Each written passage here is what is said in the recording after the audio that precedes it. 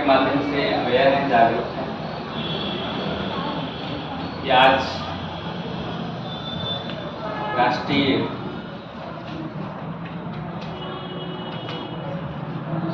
Epilepsy day. English शब्द ठीक नहीं है, फिट्स कहा जाता है और हिंदी थोड़ा अलग है।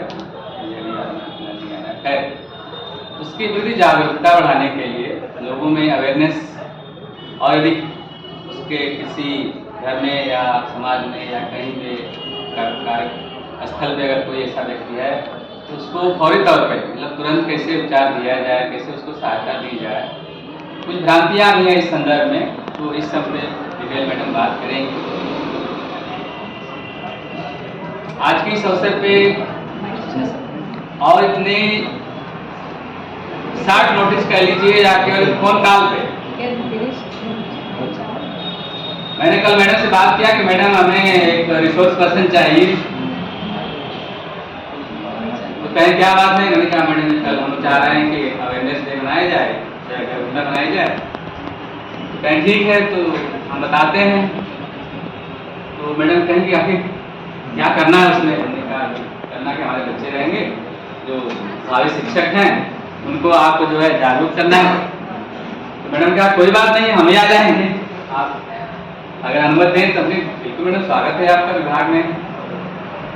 क्योंकि हम लोग का जो फिजिकल एजुकेशन डिपार्टमेंट है और हमारा डिपार्टमेंट है, दोनों सिस्टर डिपार्टमेंट्स हैं, फैकल्टी एक ही, दोनों में हम लोग हैं। तो मुलाकात मैडम होती रहती है और मैडम का जो स्नेह है आपको लगेगा मैडम एकदम जो है वात्सल्य रस जो है और जो ममता मई है।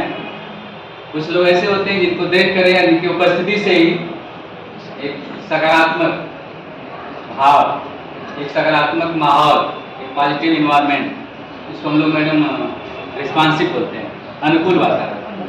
तो आपको लग रहा होगा मैडम को देखने से, मैडम जहाँ रहती होंगी हम सबको हंसाती रहती हैं, हम लोग को भी, और आप लोग सौभाग्यशाली होंगे मैडम के सुनेंगे। आज का जो ये अवसर है निश्चित रूप से इसके जो बधाई के पात्र हैं हमारे सहयोगी ध्यान कुमार जी। मैंने कल कहा कि सर कुछ हो जाए, कहीं हो जाएगा सर, क्या करना है। मैंने कहा कि कुछ बच्चों के अवेयरनेस प्रोग्राम ही हो जाए, बहुत बड़ा प्रोग्राम हम नहीं कर सकते, तमाम रिसोर्सेज तमाम समय दिक्कतें होती हैं, नहीं हो पाता है, कहाँ तक हो जाए।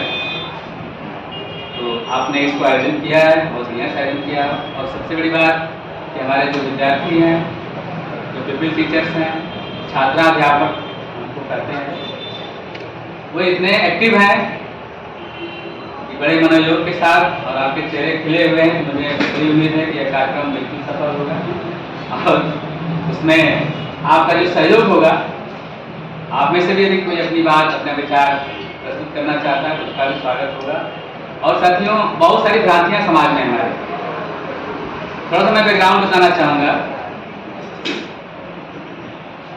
जब ये मानसिक परीक्षण, मेंटल एबिलिटी टेस्ट जिस समय नहीं था, उस समय भी लोग थे। ऐसा नहीं था कि उस समय डेफिशिएंसी नहीं थी, बीमारियां नहीं थी, कमियां नहीं थी, लेकिन हमारा अवेयरनेस नहीं था, हमें जानकारी नहीं थी।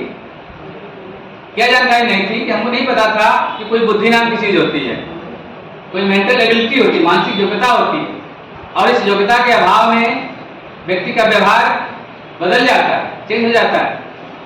जैसे यदि आपका फिजिकल ग्रोथ तो हो रहा है, फिजिकल ग्रोथ नॉर्मल है तो आप दिखेंगे फिजिकल नॉर्मली तो दिखेंगे, लेकिन यदि आपका मेंटल ग्रोथ उस लेवल का नहीं है, उस स्पीड से नहीं हो रहा, तो फिर जो बच्चा 10 साल का है, अगर उसका मानसिक आयु 5 साल के बराबर है, 2 साल 3 साल के, तो जस्ट लाइक चाइल्ड बिहेवियर है, उसी बच्चे की तरह वो व्यवहार करता है। हम लोग क्या कहते हैं, ये पागल है।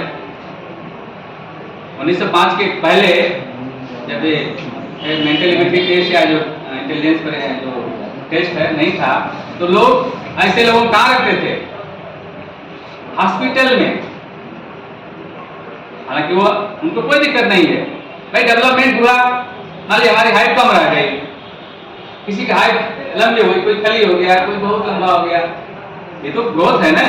और ग्रोथ इंडिविजुअल डिफरेंसेस है, सबके बैकग्राउंड अलग अलग हैं, सबके खान पान, तमाम जो समस्याएं हैं, फिजिकल, मेंटल, मेडिकल, तमाम तरह की समस्याएं जिसकी वजह से आपका ग्रोथ प्रभावित होता है, आपका डेवलपमेंट नहीं हो पाता है। तो बच्चा है जिसका मेंटल ग्रोथ नहीं हो पाता उस लेवल में, तो उसको हम क्या मानते थे कि पागल हो गया या मानसिक बीमारी है, तो ऐसे बच्चों को हॉस्पिटल रखते थे। लेकिन जब वो परीक्षण आया, जब टेस्टिंग आई, तो हम मानने लगे नहीं, यह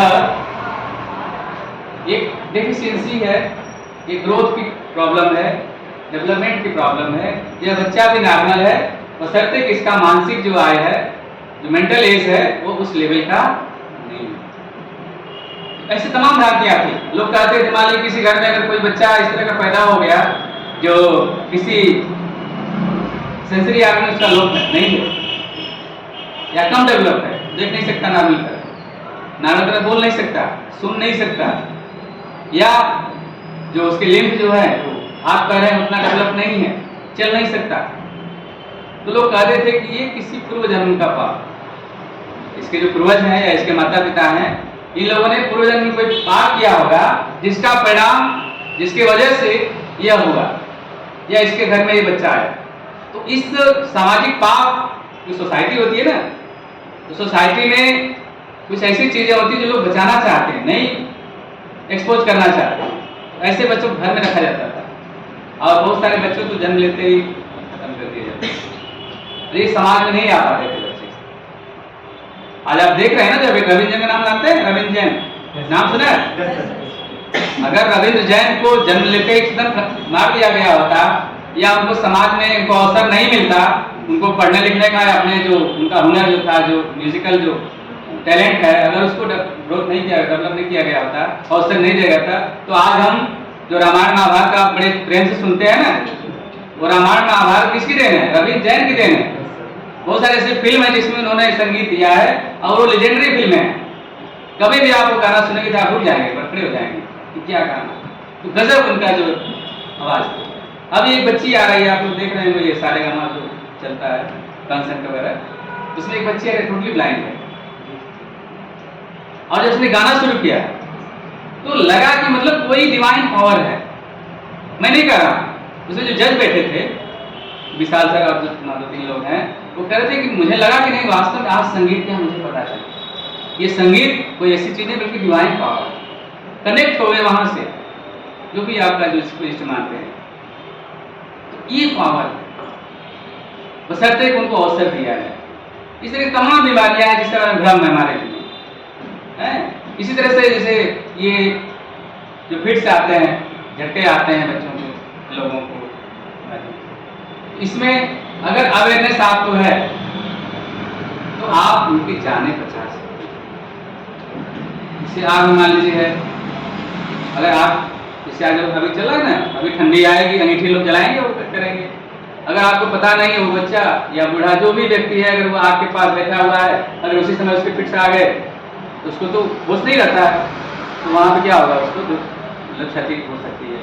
कहीं पानी में है या ऐसी जगह पे है जहाँ पे घटना दुर्घटना होने के चांसेस है, तो फिर वो बच्चा या जो भी व्यक्ति है वो बचता है। तो उस केस में अगर आपको पता है कि नहीं ये ऐसे मरीज है, अभी 2 मिनट में ठीक हो जाएगा, तो आप उसके साथ व्यवहार आपका नहीं तो भाग जाते हैं लोग, अरे क्या हो गया, पता नहीं, तो लोग वहाँ से निकल गए कि कोई भूत आ गया, कोई ऐसी बीमारी आ गई। तो इस तरह की भ्रांतियां हैं समाज में। आज जो आप देख रहे हैं ना, आपके जो इंक्लूजन की बात हो रही है कि हर बच्चा में पढ़ सकता है, कैसे हम मान गए? मजबूरी है हमारी, क्योंकि ऊपर से दबाव है, एजुकेशन फॉर ऑल है, हम नो वन लिव्ड बिहाइंड, छोड़ नहीं सकते किसी बच्चे को। तो आप बच्चे पढ़ाने वाले विद्यालय में जाते हैं, आपको पता है कि नहीं ऐसे हमारी डाइवर्सिटी है ना, तो क्लासरूम में ऐसे बच्चे भी आ सकते हैं आपके। तो अगर आपको पता होगा कि नहीं इस तरह की बीमारी है, इसमें एक प्रिकॉशन है, इस तरह के सहयोग, तो वहाँ पे आप एज ए सपोर्टिव पर्सन आप वहाँ पे उसको मदद कर सकते हैं। तो बहुत सारी बातें हैं, तो मैडम का ज़्यादा समय हम लोग नहीं लेंगे, मैडम को ज़्यादा समय दिया जाएगा, तो और हम लोग बातचीत करेंगे। तो ये अवेयरनेस होता है, जानकारी होती है, सूचना होती है, अगर हमको है तो बहुत सारी जो अप्रत्याशित घटनाएं हैं उसको हम रोक सकते हैं। उसी क्रम में यह आयोजन किया गया है। तो ज़्यादा समय न लेते हुए आपके पास साधुवाद देते हुए मैडम के मंच को साधुवाद देते हुए और कुछ हमारे गेस्ट आए हुए हैं, मैं 2 मिनट की बात है यहाँ पे